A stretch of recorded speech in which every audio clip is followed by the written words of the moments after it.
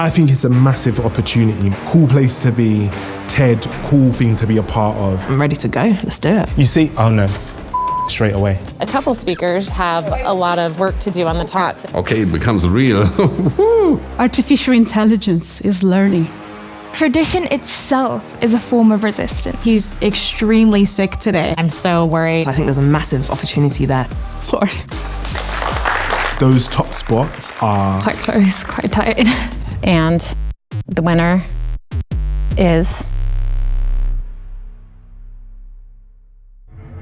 My name is Reggie Watts, and my life changed forever when I got the opportunity to speak at TED. Now, TED is searching the globe for ideas that could change everything.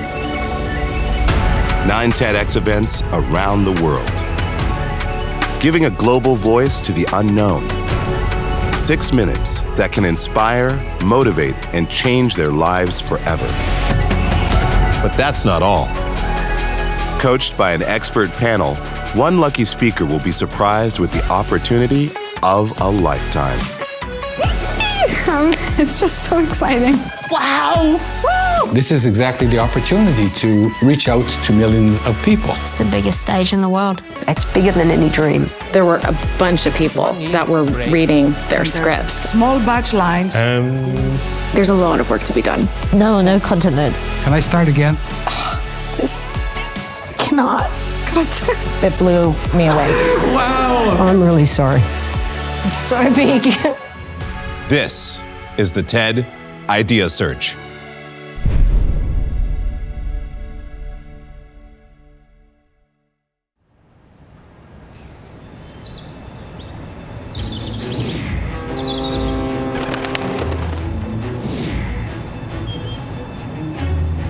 London, a city that has shaped culture, politics, and progress for centuries. From literature to technology, movements born here have echoed around the globe. And today, it's home to our next group of TED hopefuls. Hello, speakers. Welcome, y'all. You have been chosen because we believe that you have an idea that is truly worth sharing from the TEDx London stage. I'm Gemma. I'm a civil engineer from South London, born and bred. I'm really proud to be a civil engineer, but engineers are brilliant problem solvers, notoriously bad storytellers. The idea I'm sharing on the stage today is all about invisible infrastructure. It's the hidden structures and systems that kind of power and connect our communities that no one really knows about. Construction is a bit of a climate culprit, very heavy kind of carbon usage in the industry, but we could be a climate solution. So I'd just like to tell the stories that let people know what it is that we do and encourage innovation.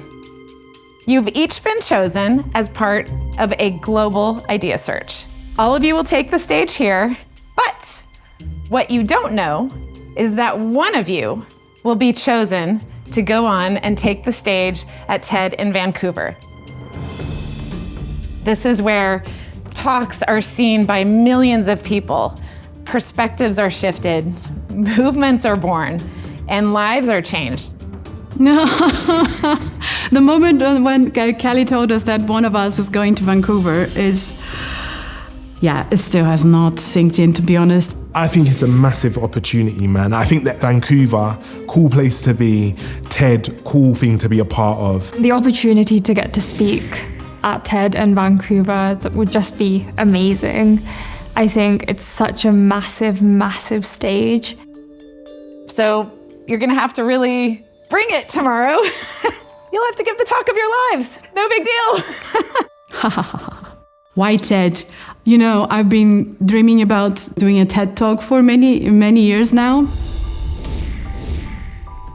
I'm Gabriela Di Laccio. I am a classical singer, a soprano. I am originally from Brazil.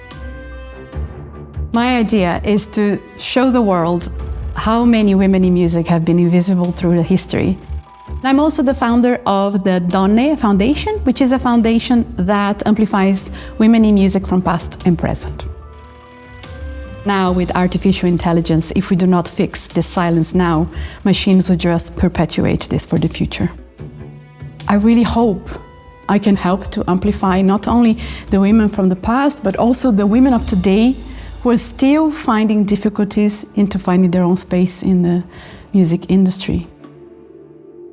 We, the TED panel, that's Kelly and Miriam and myself, will be listening carefully. We're going to be listening for things like the strength of your idea, the power of your storytelling, your stage presence, and observing your delivery. I'm Kelly Stetzel. I'm leading the TED panel. My role at TED for the past 20 years has been curation. So I've worked with thousands of speakers on the TED stage to select them, to help them develop their talks and get them ready to share them with the world. I'm so passionate about this initiative in particular because it brings up ideas that we could not have found any other way. Things that I look for are really the strength of the idea, but you then have to make it land. The delivery is how well they connect with the people in the room.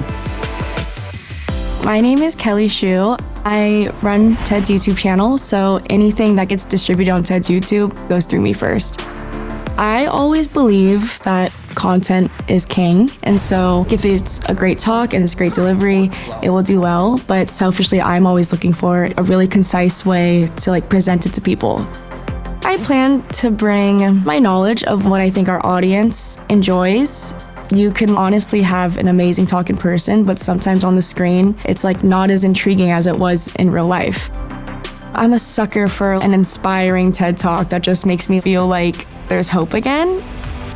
Joining them on the panel is London local and TEDx organizer, Mariam Pasha. TEDx London represents what makes London special, which is that it's diverse, it has people from all around the world that call it home, and therefore it has ideas about everything for everyone. I'm going to be looking for two things in a winning talk today. First, is it addressing a conversation I think we really need to be having right now at this moment? And I'm also going to be thinking about how it's going to transform the speaker's life. What impact is it going to have on them and their work and their ability to take that idea to the world? I've had the privilege of hearing your ideas over the past few weeks, and I know how amazing they are. And so I'm so excited for you to show the world what London has to offer. Let's do this!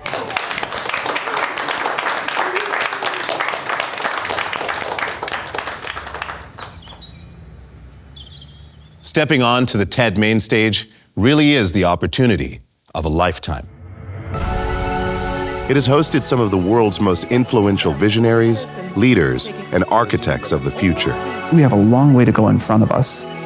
Sharing their ideas to a room of thousands, entrepreneurs, investors, and changemakers, each waiting to be moved, provoked, and inspired. This is a moment when we have to rise to this occasion. But the power of TED doesn't end when the lights go down, because the talk joins a global library of ideas watched by billions. Doors opened, media attention, book deals, and funding and support for their projects. Standing on the TED main stage is more than delivering a talk. All I want to do is show joy and hope. Your impact magnified far beyond the moment. Bonjour. That's what life is about daring greatly, about being in the arena. It's a journey I've been on myself, so I know how hopeful the speakers will be for that opportunity. With show day fast approaching, the panel worked closely with each speaker to refine structure, strengthen delivery, and help their ideas land with maximum impact.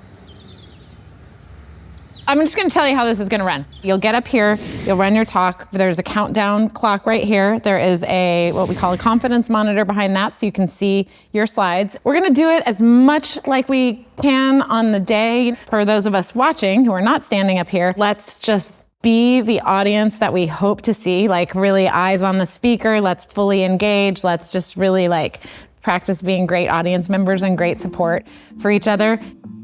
All right. Everybody, let's give it up for Gemma! Group rehearsals were a little bit intense. I've never done anything like this before, so it was all new to me, and it was really helpful to have those rehearsals in the group because everybody's been really supportive. Think about the first thing you did this morning. You turned on a tap, switched on a light, trusted that the world around you would just work. It's such an incredible lineup. The craft, the passion. I'm so impressed by all that ideas. I really liked every one of these talks. I've been developing an image-making technique called naturantopie. It's a very sensitive coating on paper, and everything that touches the surface leaves a trace. It's so fine that it can reveal the footprints of ants. I'm Maximilian Prüfer. I'm an artist, and I'm coming from Germany. The idea that I want to share is a technique that I developed over the past 15 years. It's a very sensitive coating, and with it, it's possible to show the tiniest traces from nature. These are the lines they leave behind.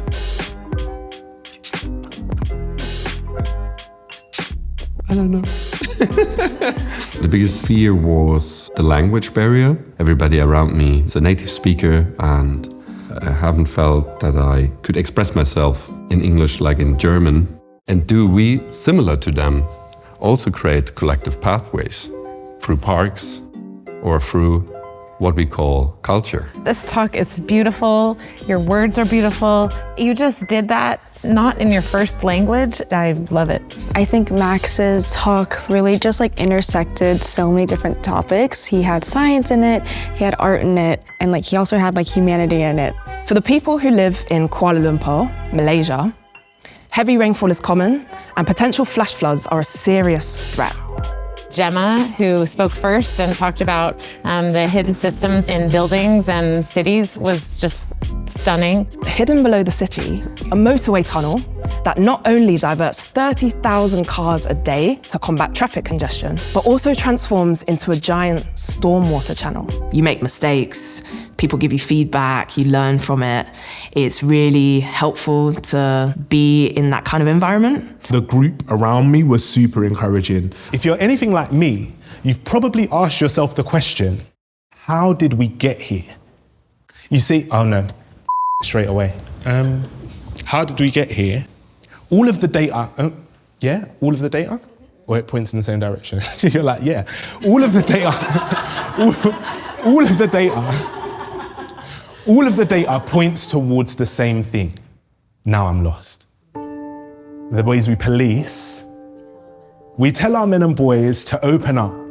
Guys, the rehearsal session was really bad. I mean, the rehearsal session was great.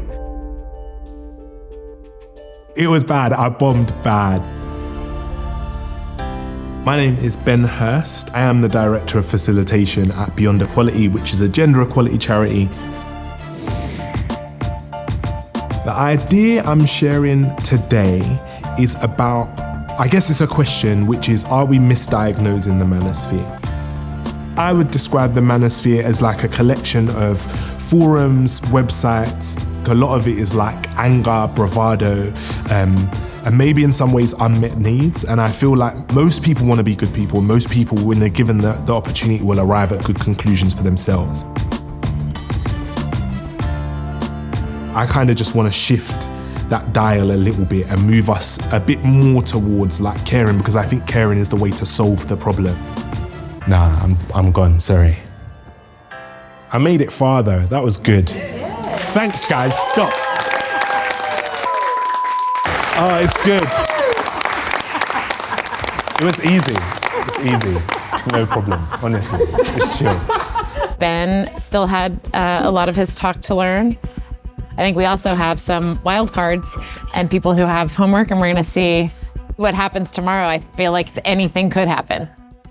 Women's voices and women's music were dismissed, unpublished, removed from textbooks and from catalogs. But if we do not repair this catalog now, tomorrow's music will repeat yesterday's mistake exponentially.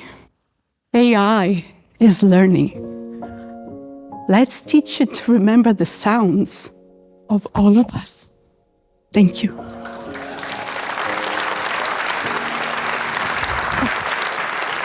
Gabriella, at the end, made me totally cry. She just gave a beautiful presentation that was just like super, super, super special. Sorry. But I'm sorry. I think this is so stunning. I accidentally got a little too wrapped up in it, but I was sort of struggling to look out for things. I found the atmosphere really inspiring and very warm. Breathe. Let yourself feel it. If you need to pause, pause.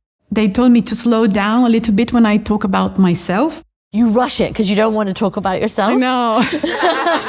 I want to spend more time at the end. I know, but so you have it. It's fine. I really enjoyed the group rehearsals. All of the feedback I received was positive. Everyone was really encouraging, told me my speech really touched them. My great-grandmother fostered my love for crochet, embroidery, knitting. She taught me that crafts are more than just hobbies.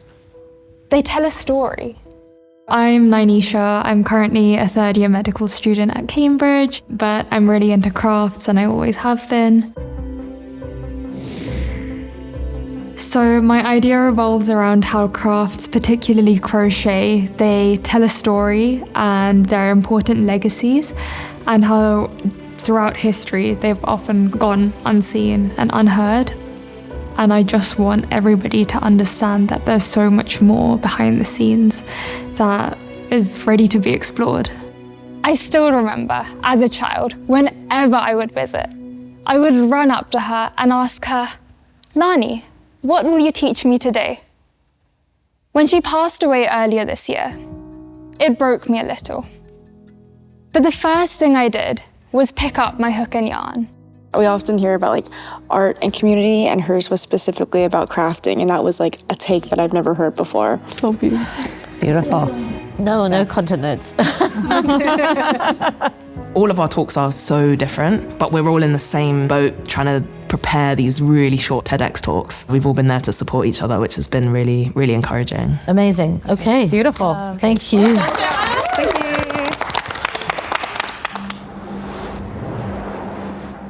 On stage, speakers experience the full TEDx setup for the first time. Lights, cameras, and the red dot where their ideas will soon come to life. Can I describe the feeling of stepping onto the dot for the first time? The red dot. Okay, it becomes real. Woo! Terrifying. It's really different when you're mic'd up and the lights are down and the red dot is there. It was amazing. It felt like everything was finally coming to life. If I was selected, I think it would be a really cool moment. I can just plant a seed and make people see things differently. I think there's a massive opportunity there to connect with other people, and I'd love to just meet other people from around the world to do that. I think those top spots are quite close, quite tight. Yeah, I'm ready to go. Let's do it.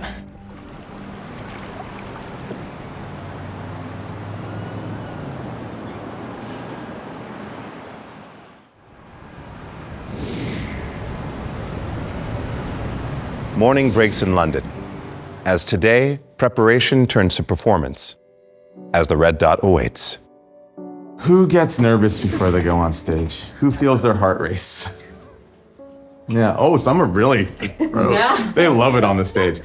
My fears and anxieties are that my jokes don't land, I trip up over the red dot and fall flat on my face, the mic stops working, all those things.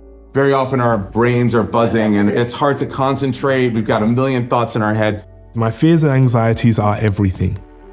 I hope that it goes well. I hope that I can leave feeling proud of myself and what I've delivered and what I've achieved. What we're gonna do is we're gonna lift our shoulders up to our ears and breathe in. And then we're gonna give a big exhale and let our shoulders down. Now we're going to wake up our bodies a little bit. We're gonna tap our bodies. We're gonna start by tapping down on our leg, tap our skin. Wake up our bodies. My hope is that I can make all the women that I'm trying to bring with me proud. That helps me. It helps me also to cry a lot, which doesn't help. My fear is exactly that I will get too emotional. 1, 2, 3. Ideas change everything!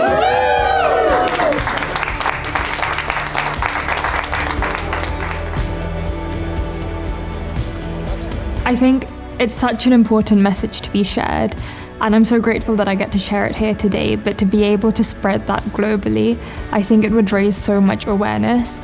I'm hoping that's going to lead to more and more and more. I want to just keep saying this over and over again. If I was selected to go, it would mean a huge amount. I would be honored to be the person to deliver that message, and hopefully encourage other people to speak up and do the same. I would say percentage chance of me winning, it's tight. The answer is a very similar process. Just been waiting, 48 hours. Yeah. Like a month, especially. Last-minute adjustments are made, and with the audience seated, TEDx London is ready to begin. Let us start by introducing our very first speaker for this evening. Please welcome Gemma Andrews. Oh my gosh, I'm so excited for these talks. Hey, London, let's do this. London town. First up, we've got Gemma. Yeah, she was really great during rehearsals. I'm hoping she can bring that same energy today. Construction is sexy. Not influencer sexy, more like the quiet, calm, clever, dependable type you bring home to your mum. She's feeling confident. I think it's a good start. It's a really good start. So I can tell you all about the unseen and unsung work that goes into powering, protecting, and connecting our communities.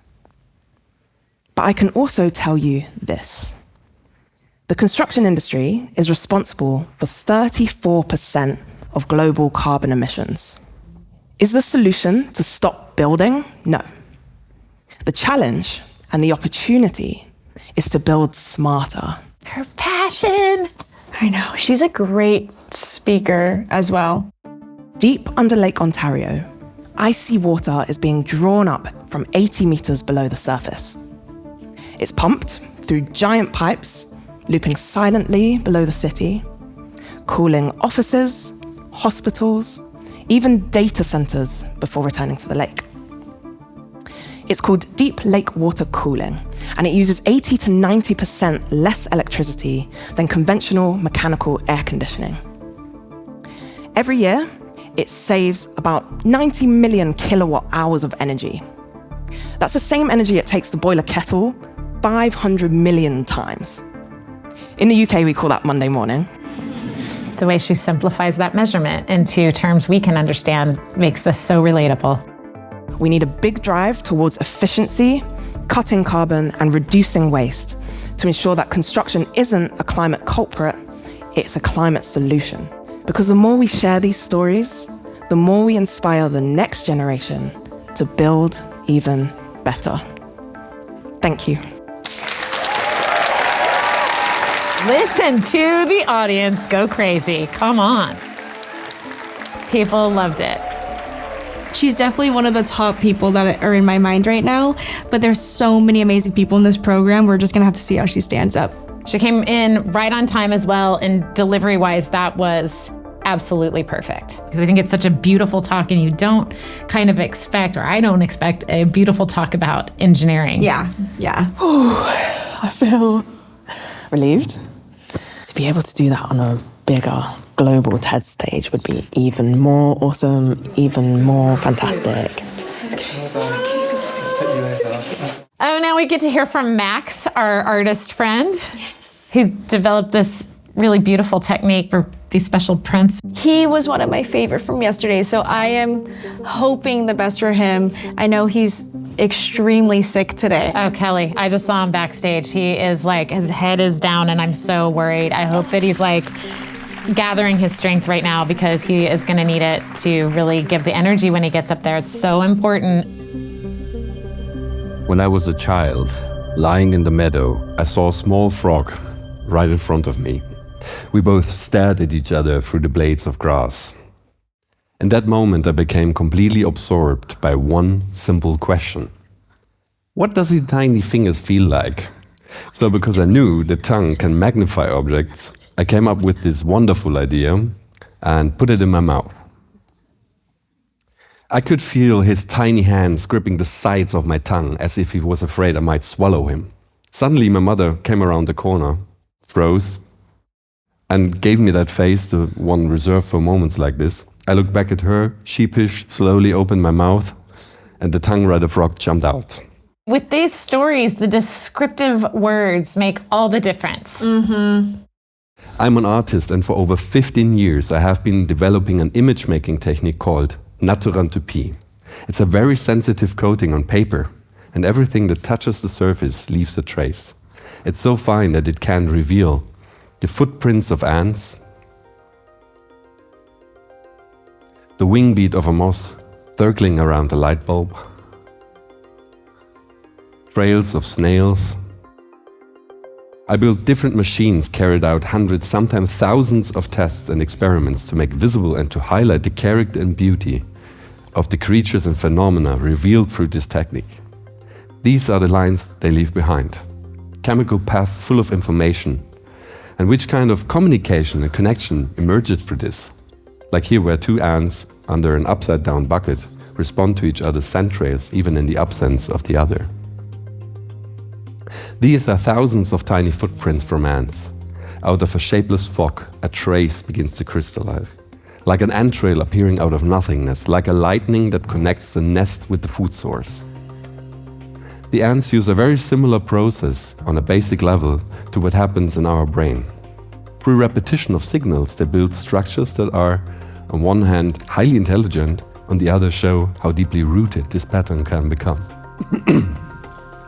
They even... And we know he's not feeling great, but he is fighting through. So much invisible life suddenly appeared. Okay, nobody really wants to know how many mites are living around them. But we are so used to seeing life everywhere that we forget what an incredible exception it is.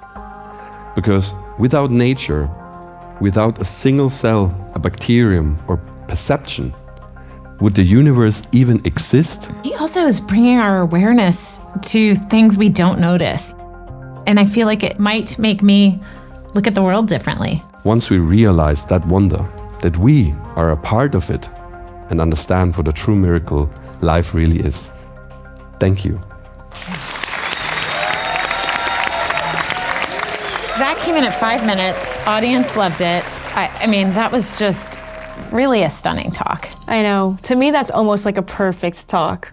Like, he's going to be hard to beat. It's crazy. Super crazy. It's like between laughing and crying. I don't know. Never experienced something like this. I think the people liked it. I hope so. Yeah.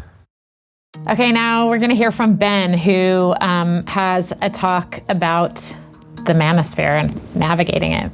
I mean, he struggled a lot in rehearsal yesterday. His topic is great, but it was hard to fully encapsulate what his talk was going to be about. Hopefully he has done a bunch of work since we saw the talk yesterday, because he did have a long way to go. So I'm excited to see what he's got for us now.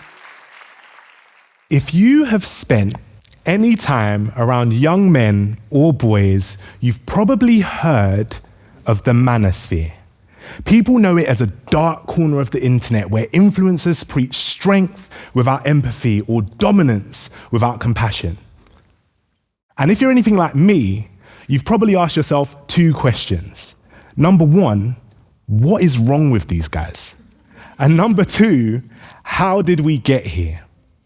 Over the last decade, I've had conversations with men and boys from the classroom to the boardroom about masculinities, and I want to suggest something that might feel a little bit uncomfortable, but bear with me. He really worked hard, and he is having fun up there, and the audience is having fun right along with him. I am so happy to see how far he has come. What if this manosphere stuff isn't just about a fringe group of bad apples somewhere at the far reaches of the internet?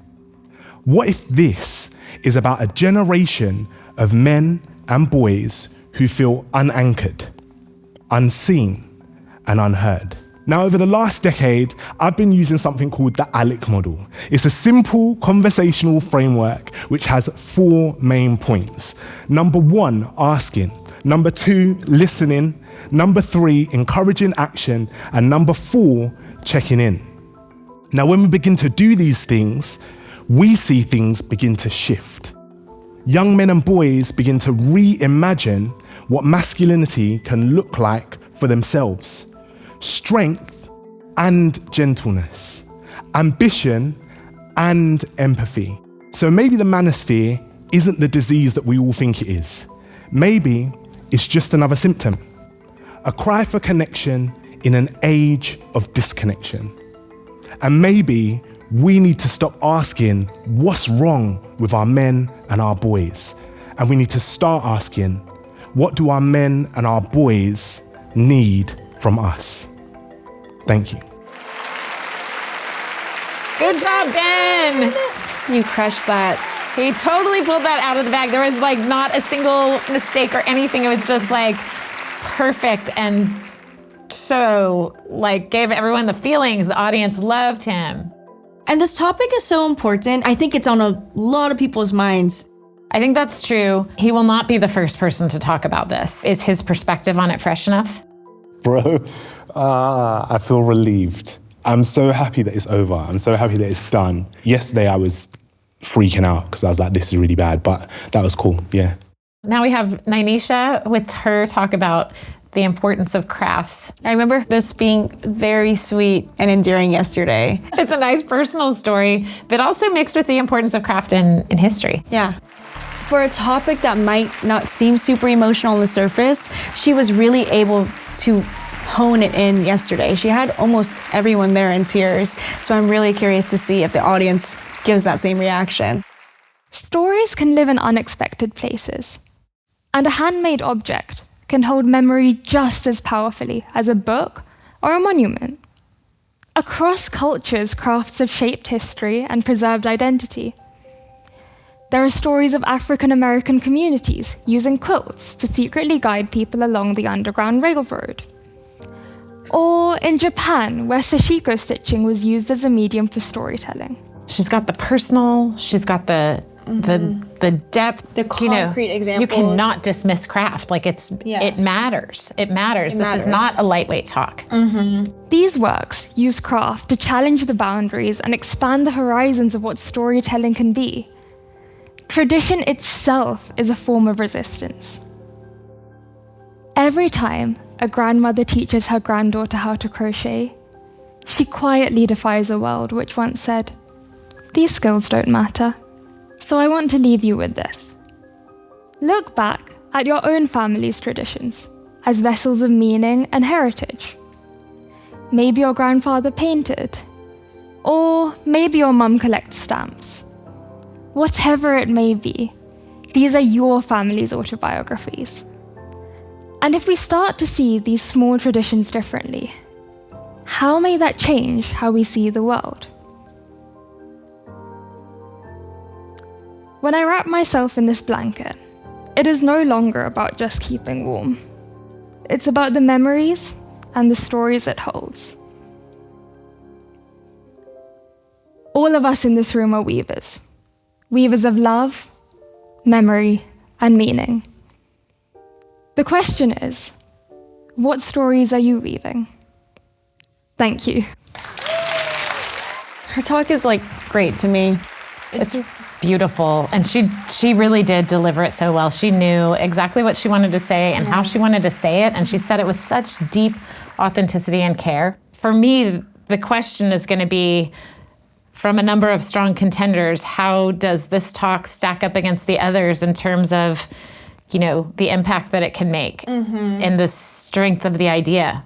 So relieved. I'm so glad that it's finally done, but I'm really happy the audience had a really positive reaction. So it was good. I was really scared about not messing it up, but when I was there, everything just came really naturally to me. I mean, obviously this is a fairly small venue. Doing that in front of however many more people would be an amazing opportunity. Now we're going to hear from Gabriella, who is talking to us about kind of the history of music and where were the women? I spent most of my life studying and performing music. But it took me decades to realize that I was only hearing half of it. This is me growing up in the south of Brazil, probably starting to dream of becoming a classical singer. A dream a bit far away from my reality at the time, but I have a very inspirational mom. And she used to tell me, of course you must follow your dreams, you know. Think of all the musicians who achieved great things in spite of all difficulties. Think of Beethoven. He was deaf, right? Look how far he got. And I tell you, I held into that dead, white, European, male role model like there was nobody else. And that dream brought me all the way to London to study at the Royal College of Music, and it continues to take me around the world to share music with audiences. 8 years ago, I was walking in a second-hand book market, you know the one in South Bank under the bridge? And I found an encyclopedia that listed 6,000 women composers in the history of music. I was shocked. Did I miss a lesson or something? Because that was all I could think. So I decided to look into statistics. And then I found out that over 90% of the music we hear in concert halls today is written by men. And I know you must be thinking, oh, it's just classical music.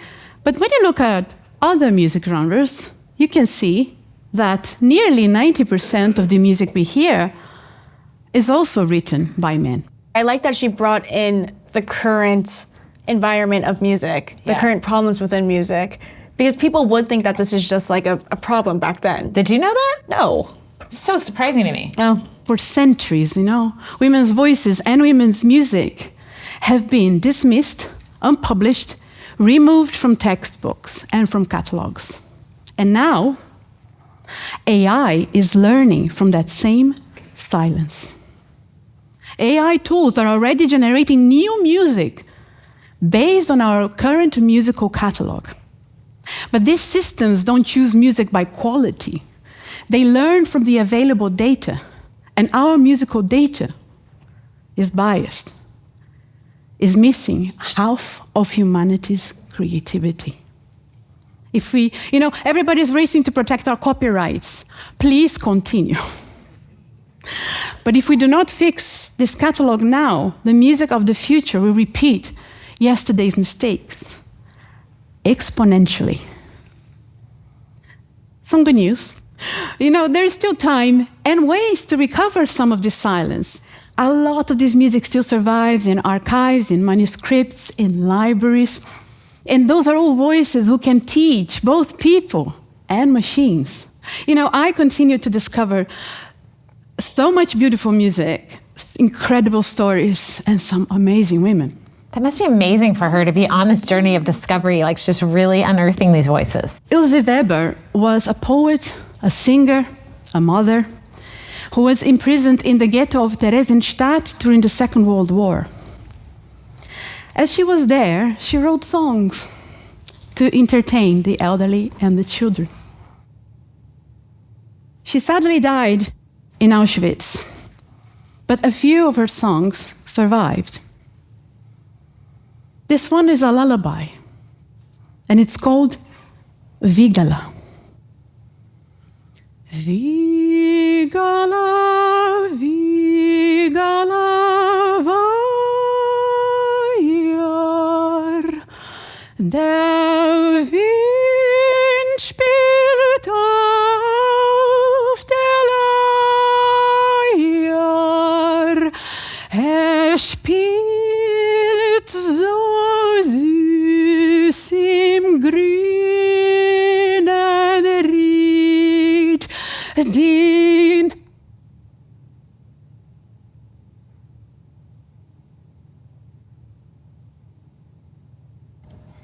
So powerful.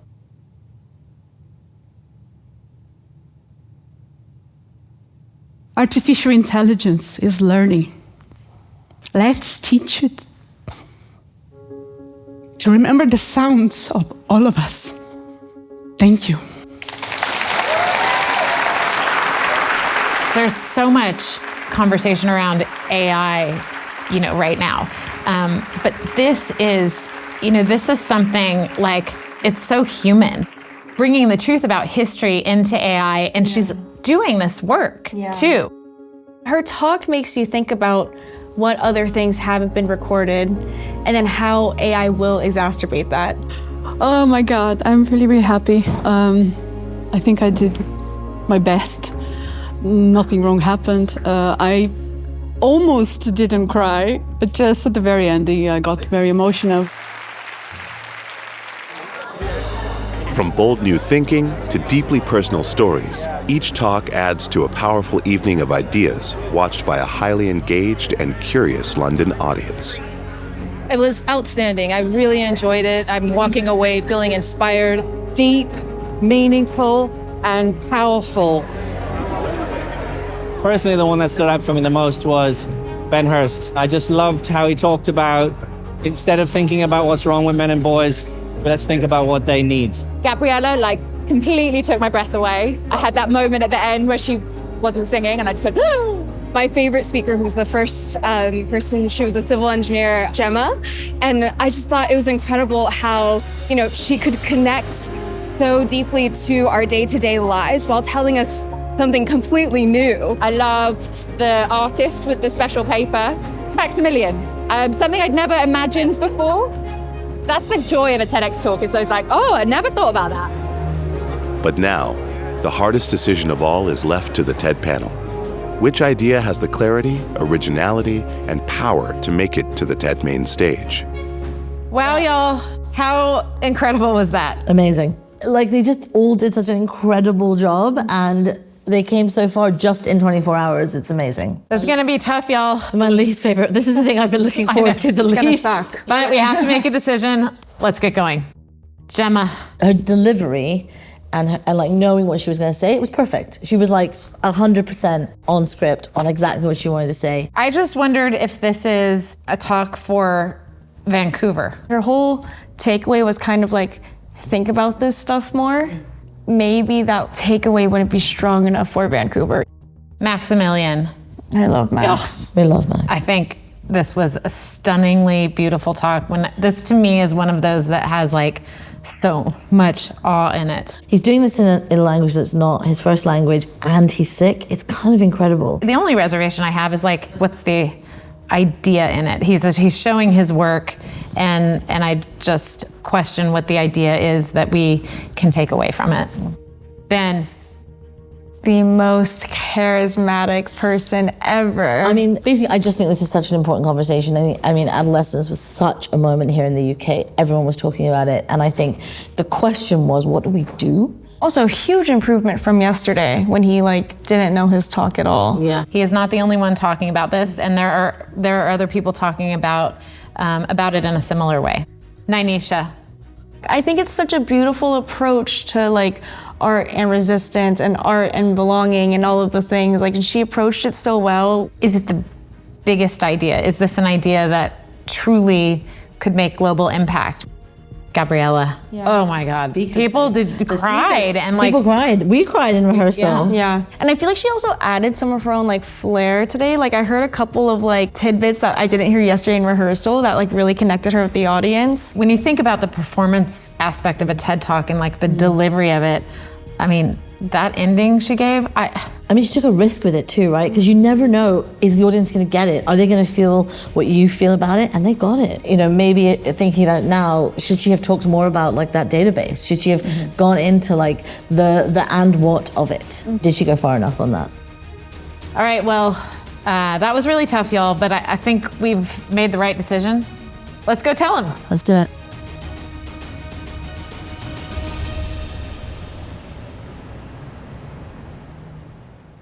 Speakers, y'all just did something so incredible. Each one of you completely nailed it out there. And the audience really felt that gift too. You could feel that room. I just wish that we could take all of you with us, but we do have to choose just one winner. We have had a conversation with the TED panel, and we have chosen a winner. And the winner is Gabriella.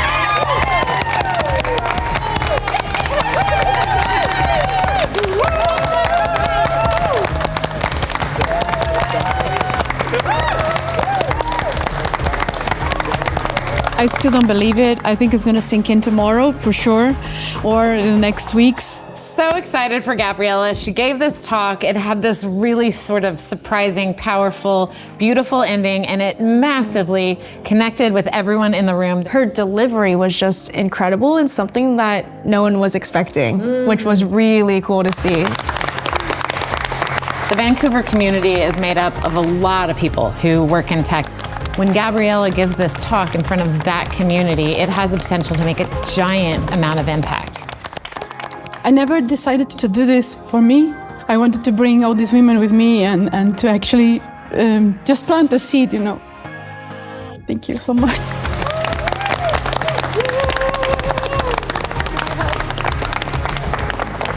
And with that, London sends Gabriella as its voice to be heard by millions on the TED main stage.